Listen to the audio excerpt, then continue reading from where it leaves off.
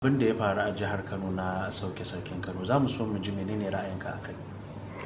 To a gaskiya jiya dinnan 9 ga watan 3 shekara ta 2020 rana ce ta bakin ciki ga jama'ar jihar Kano ga baki daya da mutan Najeriya da ma mutane na duniya, saboda shi mai martaba sarki mutum ne wanda yake na al'ummar duniya ga baki daya, saboda gwagwarmaya da ya yi a shekarun da ya yi yana aiki musamman ma na central bank da kuma wannan aiki na sarki na Kano.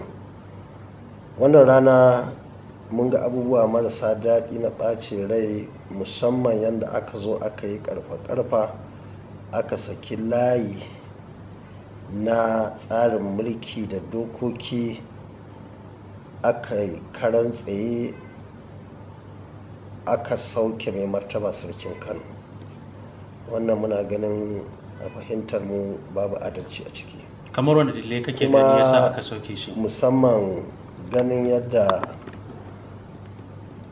jami'an tsaro, na tabbata bisa wannan musamman abu ne wanda yake yafi karfin a ce wani gwamna na wata jiha yayi, yadda muka ga jami'an tsaro sun zo, duk da lauyoyi sun ce sun roƙi a ba su dama su kai shi inda yake so Lagos, amma aka sa shi a jirgi aka ɗauke shi aka zaɓi wani ɓangare wanda ya fi kowanne ci baya a ƙasar nan, aka je aka kai shi, kuma bayan roƙo aka sake kai shi wani sashin na wannan jihar ta Nasarawa.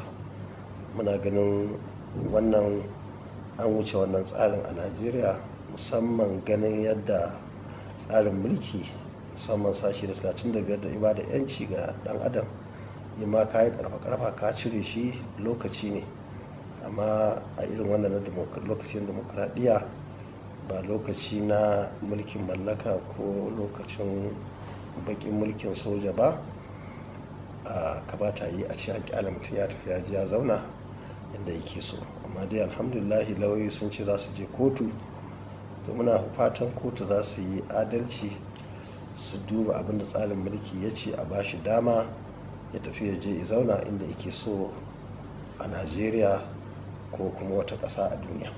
Ana ganin kamar ko 'yan kwankwasiya kun taka rawa wajen rura wuta na rikicin da ke tsakaninsa da bangaren gwamnati, wanda har ta kai ga a cire rawaninsa.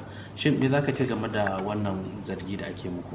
To mu dai kullum abin da muke gaya magoya bayan mu muke da jaddada musu domin sun sani shine duk abin da ya taso na gaskiya, ko babba ne ya faɗa ko ƙarami ne ya faɗa, a tsaya a kansa. Maganganu da mai martaba ya faɗa wanda suke cewa ya ɓata musu rai shine wanda ya ci zaɓe a bashi. An zo lokacin shari'a, a gurinsu muke ji sun ce a yi adalci. Dukkanin waɗannan abubuwa mu sun tsari dace da tsarin na kwankwasiya, ya dace da demokradiyya, kuma ya dace da abin da tsarin mulki ya faɗa a wannan ƙasa tamu. Kenan sarkin Kano Sunusi bai taka rawa ba wajen tallata abu gida-gida, kenan kamar zargin da ake masa. To ai tallatawan kenan, tunda kowa ya sani har ga Allah, su ma shugabannin na nan da na Abuja sun san Ganduje bai ci zaɓe ba a jihar Kano, sun san Abba ne ya ci zaɓe, amma saboda lokaci ne zalunci ya yi yawa, aka sa akan karfa-karfa tun daga bangaren INEC har zuwa jami'an tsaro har zuwa kotuna, da abubuwan da suka faru. Amma dai ni abin da na sani shine duk wani mulki na duniya in ba adalci, wannan mulki yana da matsala. Saboda haka muke kira ga shugabanni da su yi kokari su kwatanta adalci. Idan masoyinka ya ci zaɓe a bashi, in wanda ba ka so ya ci zaɓe a bashi.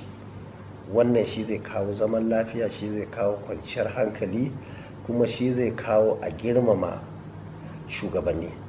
Kaga yanzu yadda abubuwan suke tafiya, ni na sani a fahimta ta kuma da fahimtar mutane da yawa, tun da